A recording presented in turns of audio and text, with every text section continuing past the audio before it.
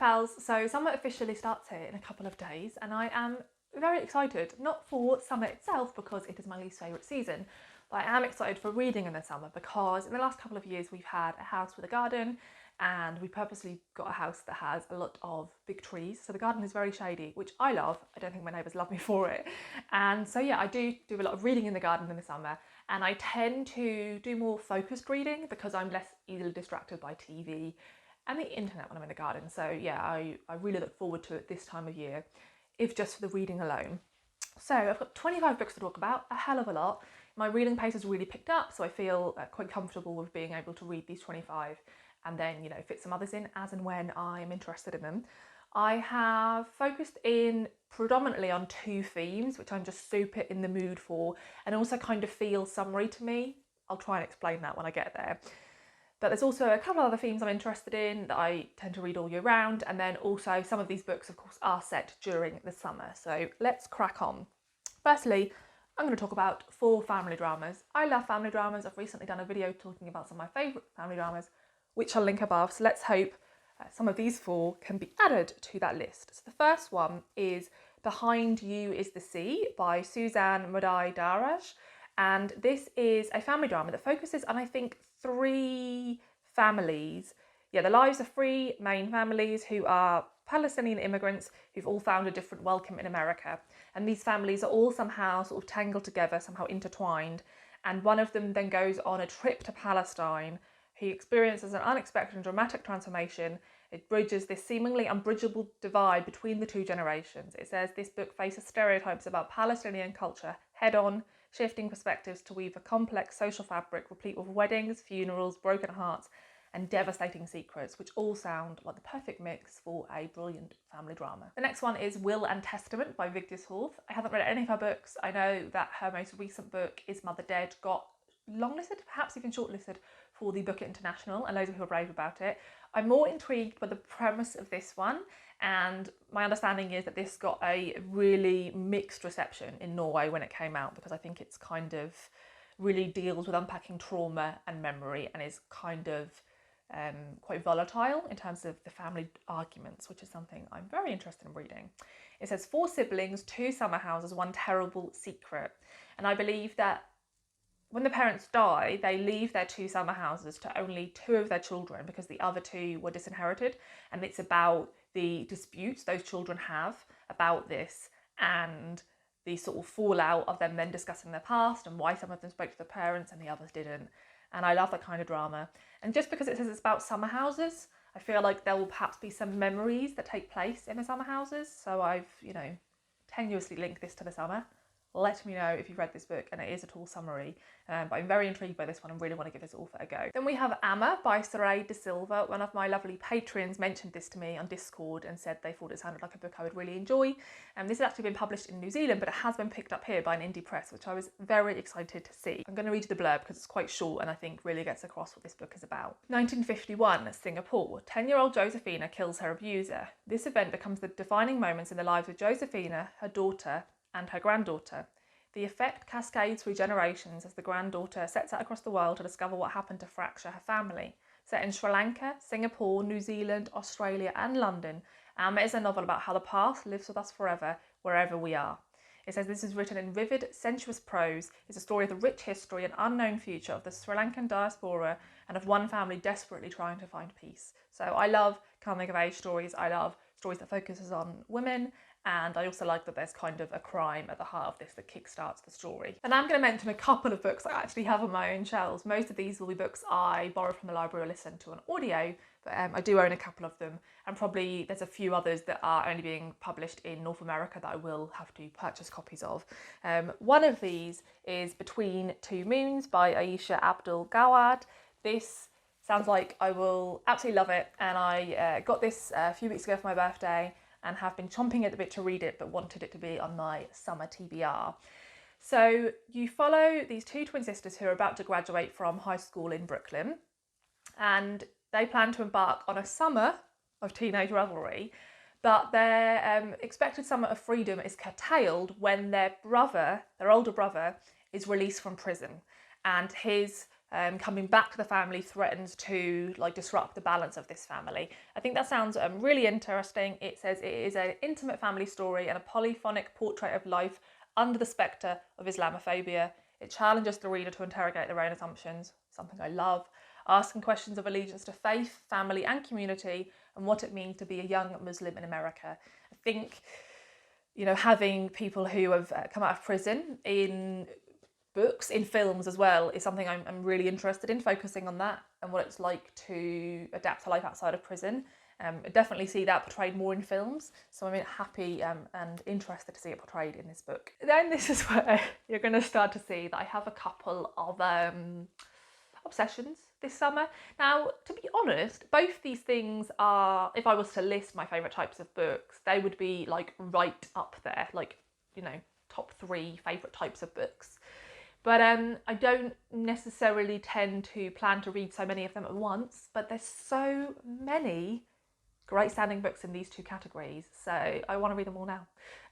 So you're going to probably think some of these books sound a little bit similar, and perhaps they do, but it's because I love books like this. The first category is coming of age. If you've been here any length of time, you know I love to read coming of age stories, in particular when they focus on young girls and young girls' kind of friendships and entanglements with one another. Now, saying that, I do have one book on the list that is about a young boy, so we'll talk about that one first, and it is one of the only, or perhaps the only, modern classic I've included on the list, and that is The Go-Between by L.P. Hartley. I heard Monica talk about this book. I will link her vlog. She did a vlog reading books that inspired Saltburn, and this was one of the books that the writer-director Emerald Fennell had referenced, and I was really pulled in by the cover, and I read the first section of it on Kindle Sample and loved it. The first sentence is a really good first sentence, and that is, "The past is a foreign country. They do things differently there." You follow a young boy during one long hot summer as he is staying with a school friend at a big fancy hall, and he starts to act as a messenger between 2 young lovers who nobody else knows about. And it says he becomes drawn deeper and deeper into their dangerous game of deceit and desire until his role brings him to a shocking and premature revelation. It says it is an unforgettable evocation of the boundaries of Edwardian society. I think it sounds brilliant. I don't read many classics, modern classics anymore, but I kind of feel in the mood to give another one a go. So this is what I'm looking forward to. Then Revival Season by Monica West came out a few years ago, and I've had it on my TBR since then. And I have an online list of books I'm interested in, and I regularly take books off that. And this is one that has survived on that list for a few years, and I still really want to read it. And it's always stuck out as a summer read to me. And that is because this is about the daughter of one of the South's most famous Baptist preachers. It says every summer 15-year-old Miriam Horton and her family pack themselves in their tight old minivan and travel through small southern towns for revival season. And her father is completely adored by this community, and behind closed doors he is a completely different, quite volatile, and I think perhaps abusive man. And Miriam starts to realise that perhaps she has a gift, and it's a gift her father wouldn't believe him, because he does not believe that God would bestow these gifts of revival on women. He thinks that's unseemly, and so it's about the fallout of that as you follow them over this summer. And I think it sounds really claustrophobic and kind of scary, and yeah, I just think it sounds like a really interesting read. Then one I've also mentioned recently is Some Strange Music Draws Me In by Griffin Hansberry. This is in part set during the summer, but it does something I really love, where there is a perspective, a sort of coming of age narrative in the past, and then a contemporary setting where this person is looking back on their young adulthood, which is something I really enjoy. So the section in the past is set in the summer in 1984, which is something you will notice. I have a lot of books in this section set in the 80s and 90s, which I'm very excited about. This is set in Blue Collar Swatham, Massachusetts, and it says, I feel like I just said that very wrong. We're following Mel. It says she's 13, drinking a slush puppy at the drugstore when she runs into Sylvia, who has shameless swag and tough girl trans femininity. And it says, narrating this blistering coming-of-age tale from 2019 is Max, formerly Mel, who is on leave from his job for defying speech codes around trans identity. It says this book explores taboos around gender and class and offers a deeply moving portrait of friendship, family and a girlhood lived sideways. And they have Bright Lines by Tanwi Nadina Islam. This is about Ella. It says, for as long as she can remember, she has longed to feel at home. She was orphaned as a child after her parents' murder and afflicted with hallucinations at dusk. After travelling from Bangladesh to Brooklyn to live with distant family, she meets Maya, an Islamic cleric's runaway daughter, and the two embark on a summer of clandestine adventures and sexual awakenings that forces them to reckon with the past, their extended family, and each other. And when I looked into this, I really liked the sound of it based on the reviews and think this is one I could really enjoy reading. Now the next three have some similarities. They're all about kind of toxic friendships between young girls, and that's something I am really interested in. So the first one is Stargazer by Laurie Petru. And it says, this looks at the line between love, envy and obsession in this darkly compelling coming of age story. So the premise of this is that Diana Martin has lived her life in the shadows of her sadistic older brother. She quietly watches the family next door and wishes she was one of them. By the summer of 1995, this girl and the neighbour have become bonded by a mutual desire to escape their wealthy families, and they're living this life together at university. It says they are closer than lovers, intoxicated by their own bond, falling into the hedonistic seduction of the woods and the water at a remote university that is more summer camp than campus. But when burgeoning artist Diana has a chance at fame, cracks start to appear in this friendship. To what lengths is Diana willing to go to secure her own stardom? And this is compared, I mean, as many books are, to John O'Tart's The Secret History. So I'm very intrigued in the dramas of this one. Then one of my Patreons also recommended this to me because they started to read it and thought it was a book I could really enjoy. And in all honesty, I absolutely love this title, so I was already intrigued. But then as soon as I saw the UK cover, I was like absolutely sold. Like, I love this cover. I need to look up the art. I don't think Albus does like the cover. I need to look up the artist because I just think it's lovely and I just love all the tones. And that is Levitation for Beginners by Susanna Dunn.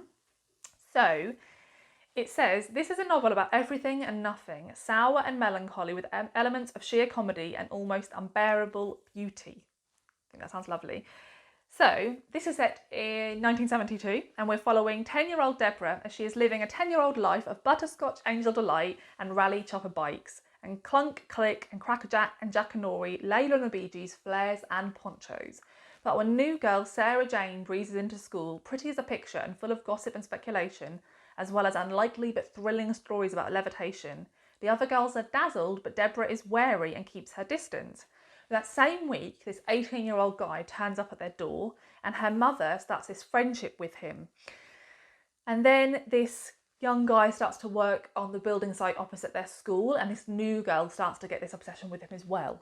And so our protagonist is like worried that this new girl's going to find out that her mum's hanging out with this 18-year-old boy and that this is going to be really embarrassing. And it says, this book is a subtle, elegant and creepily powerful examination of what happens to one such friendship.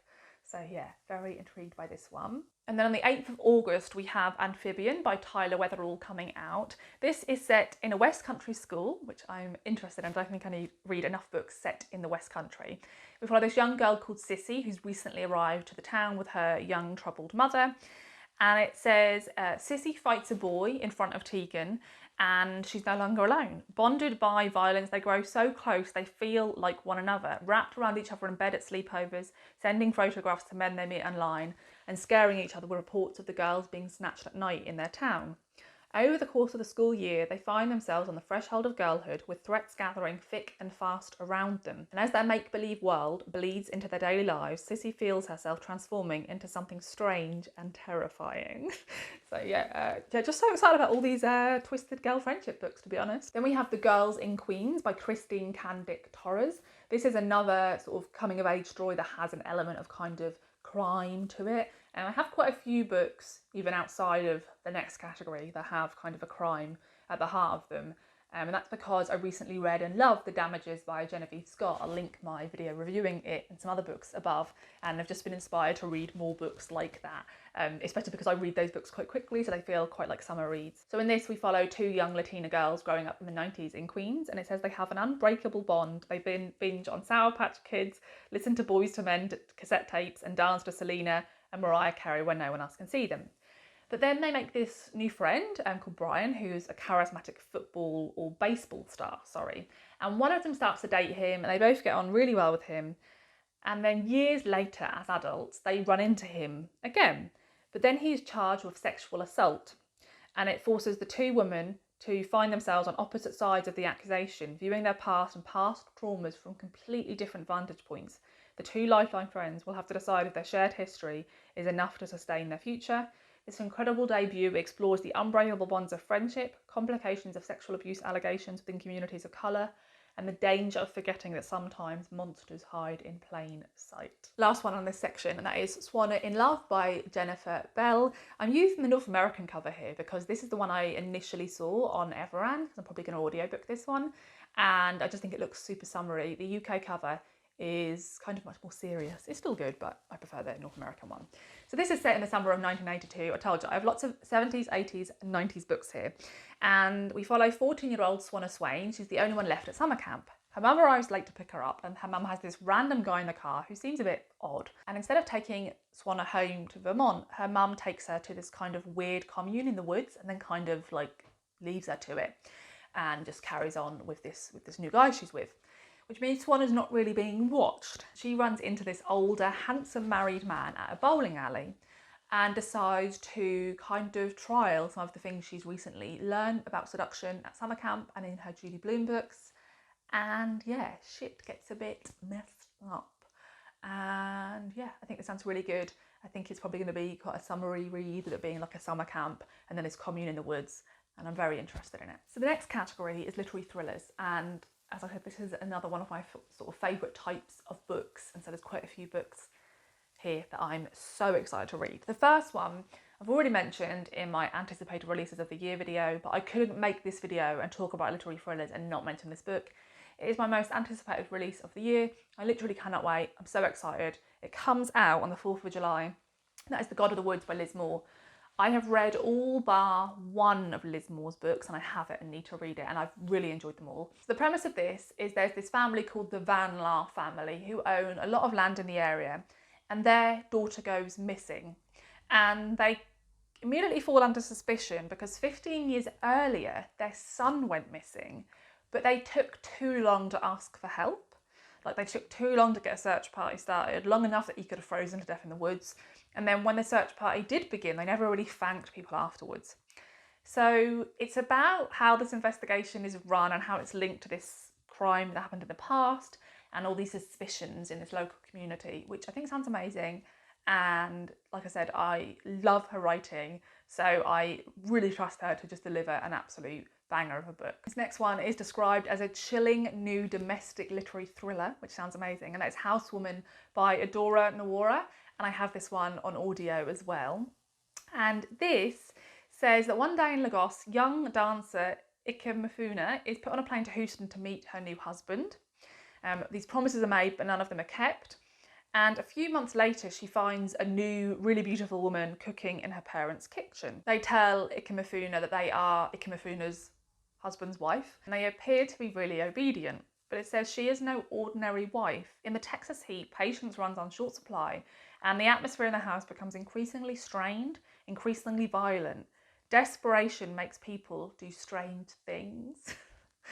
Really can't wait for this one. The next one I stumbled across when looking at new books my library had purchased and saw the cover and the title and was like, what the hell, that looks amazing. And that is Spoiled Creatures by Amy Twigg. And what also drew me in is this has been blurbed by Colin Walsh, who wrote Carla, which is a book I read and loved last summer, also a kind of literary suspense thriller novel. And he says about this, lush and dreamlike, a sweltering novel where the sunlight pulses with nightmarish dread. Kieran Millward Hargrave said, this is a simmering debut, heady with the possibilities of language and the righteousness of female rage. So I think this might be like a little bit cult commune-y, which is something I'm very much into. This is set on a remote farm tucked away in the Kent Downs, a safe space, which sounds very ominous. Iris, who's newly single and living alone with her mother, meets the mysterious and beguiling Hazel, and she is drawn to the possibilities of this all-women's commune. It says, here at Breach House, the woman can be loud and dirty, live and eat abundantly, all while under the leadership of the gargantuan matriarch Blythe. It says, even among the women, there are power struggles, cruelty and transgressions that threaten their precarious way of life. When a group of men arrives on the farm, the commune's existence is thrown into question, hurtling Iris and the other woman towards an act of devastating violence. Oh, this sounds absolutely brilliant. I cannot wait for this one. I've already requested it at the library. Then we have Little Rot by Akwaeke Emezi. I'm sure loads of you will have this on your TBRs for this summer because it sounds absolutely brilliant. And I'm not quite sure where this one's going to go. I'm really excited about this because we are reading this as the July Patreon book club pick. So if you're interested in joining us for that, my Patreon is always linked below, and you can join for as little as $1 and have access to 4 extra videos a month, one of which is a book club video. So this says it follows 5 people over the course of a weekend which will brutally upend all of their lives. You're following these 2 kind of couples of people. So one of them is a recently split up couple. They both go to Lagos and are both going on these heady nights out of decadence and are just, intending to completely splurge and have a good time. But it says when Kulu visits an exclusive sex party hosted by his best friend Ahmed, he makes a decision that will plunge them all into chaos. On the other side of town, we're following this other couple who are fresh off their first class flight from Kuala Lumpur and are getting ready for their own nights of pleasure, unaware that everything is about to go awry. Pulled into a whirlwind descent through the city's corrupt and glittering underworld, they're all looking for a way out, fueled by a desperate need to escape the threat that looms over them. I feel like that gives very little away, but gives you an idea of kind of the tone of the novel. And I'm really looking forward to reading a book that I think is predominantly going to be set in nightclub and alcohol and drug fueled settings. I think that will feel kind of sticky and tense and suffocating and could be just a really great read. Then we have another book I've also recently mentioned in a book haul, and that is the beautiful, I absolutely love this cover, Lost in the Garden by Adam S. Leslie. This is a folk horror book set in the English countryside. I think stuff's going to get pretty weird, and it's about a place called Almonby, and there's a few people heading there because people they know have gone missing there. And it says they set off through the idyllic yet perilous English countryside in which nature thrives in abundance and summer lasts forever. So I think this could be set in a slightly dystopian future. As they travel through ever-shifting geography and encounter strange voices in the fizz of shortwave radio, the harder it becomes to tell friend from foe. Creepy, dreamlike, unsettling and unforgettable, you're about to join the privileged few who come to understand exactly why we don't go to Almonby. I'm a bit frightened of this one, and I'm not quite sure how far the folk horror is going to go. This is being compared to things like Midsummer, so we shall see. This next one was a very late addition to the list because I saw Sian talk about it in a recent book haul, which I will link above. And that is Rainbow Black by Maggie Frash. So as soon as Sian mentioned this, I thought I recognised that author's name. I couldn't place them, but I loved the cover and the title, and as soon as Sian started talking about it, I liked the sound of the premise. And then she mentioned that Maggie Frash is, of course, the author who wrote the graphic memoir Honor Girl, which I love. One of my favourite graphic memoirs. Highly recommend. It's a queer coming-of-age story set at a summer camp. I really enjoyed it. I had no idea Maggie Frash wrote anything other than graphic works, and I believe this is her first adult novel, and I'm so excited by it. It sounds amazing, and the way Sian spoke about it just made me really want to read it, because this has the blend of quite a few things I've just described. That is that in part we're following a young girl coming of age, a 13-year-old in New Hampshire, growing up in the 90s in the tranquility of a hippie parents' rural daycare centre. Then satanic panic hits. It's the summer of 1990 when Lacey's parents are handcuffed, flung into the county jail, and faced with a torrent of jaw-dropping accusations as part of a mass hysteria sweeping the nation. When a horrific murder brings Lacey to the breaking point, she makes a ruthless choice that will haunt her for decades. And then you follow her 20 years later in the future as she's I think, looking back on all that, and things in the present are reminding her of all of that. It says this is an addictive, searing, high-octane triumph, an imaginative tour de force about one woman's tireless desire to be free.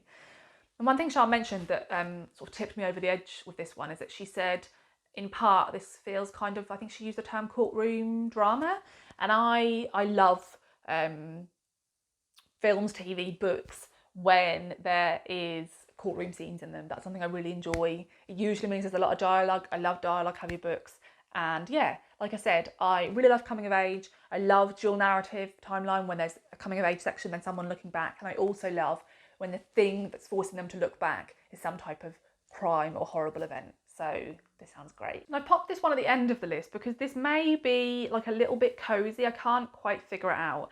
This comes out on the 29th of August and I'm very intrigued by it. And that is I Died at Fallow Hall by Bonnie Burke Patel. This is set in the Cotswold. We follow Anna Deering as she moves to a remote Cotswold cottage to become a gardener, which sounds lovely. But when she clears the last vegetable bed and digs up not twigs but bones, the outside world is re-emitted.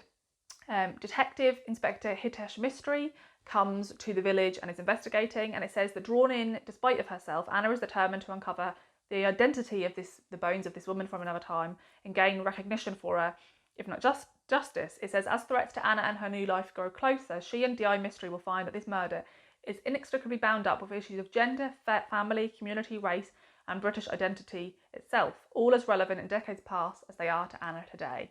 So yeah, I like the sound of this. I'm not quite sure tonally where it's going to land, but I'm intrigued. So I've got a couple of romances. I enjoy reading romances every now and again, don't read enough of them, and yeah, you know, will enjoy reading them, especially during the summer when I can spend more time reading. So we have Experienced by Kate Young. This is waiting for me to pick up from the library already. It says this is a fizzing roller coaster of a rom-com, the sexiest book you'll read all year and the most heartening.